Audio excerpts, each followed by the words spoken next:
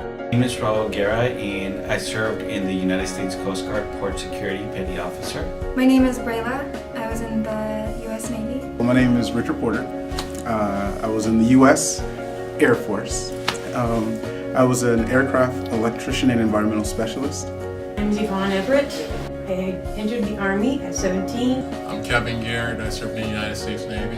It's Jose Luis Sanchez, former Sergeant Sanchez, United States Marine Corps.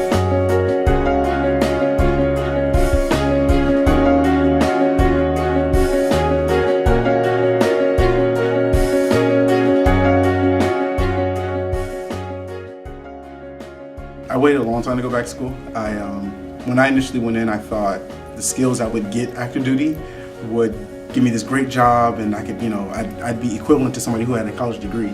And what I found out is a lot of times those skills don't translate to the civilian world. So I did have a job right away. It was pretty good paying, and then I got laid off. So I realized at the time the value of an education on top of the skills I had. Education was always something that I had known that I was going to do, and because of my life situations, I was a single dad for many years, and that became my focus in life.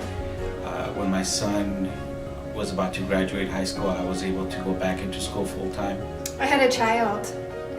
Really young, and I was thinking, how am I gonna make our lives work?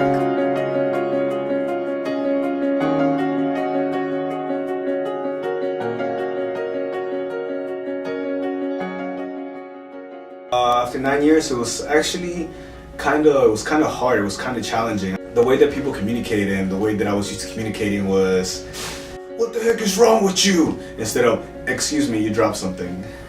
It was totally different. It was very different. For those that are just coming out of the military, this is like being dropped in a bucket and then kicked. Coming back to school, I had to, get used to a structured system again because I had been out for like 10 years.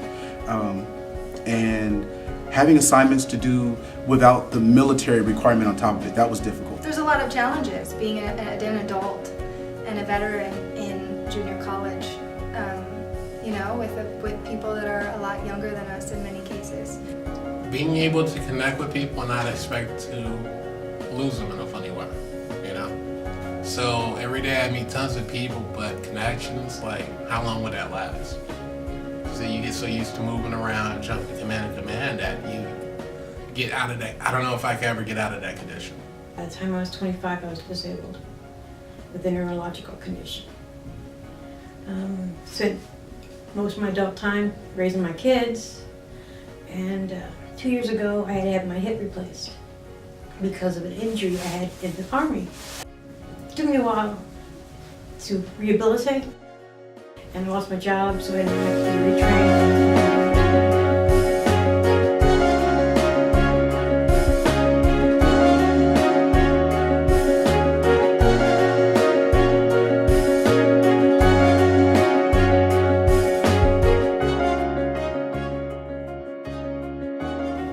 If it wasn't for the people I met my first semester, I would have been lost. But I met some really good people the first semester, and they got me into the clubs, they got me into the activities, they kept me going with everything. So it was pretty good. And coming back to school, I had already known what I wanted to do, and I had the drive to get there. I just needed to actually get in classes and do the work.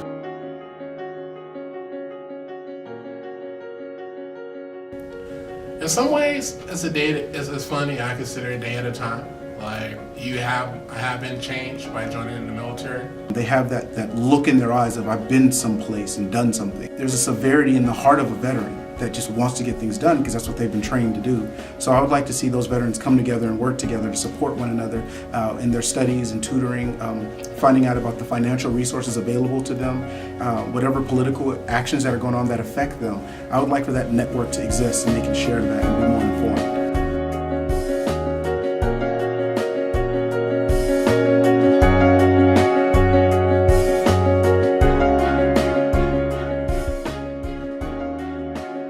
The best part of having a veteran center at Skyline is that we all get to network with each other and we all know what everyone else is going through, and we have really come together. There's sort of a camaraderie between us.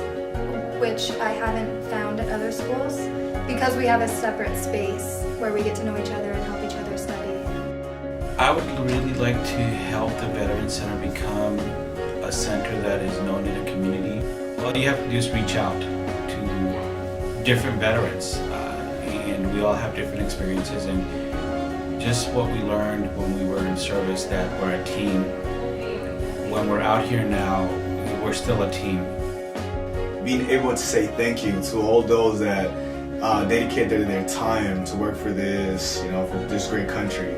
We have things that not other people can really understand.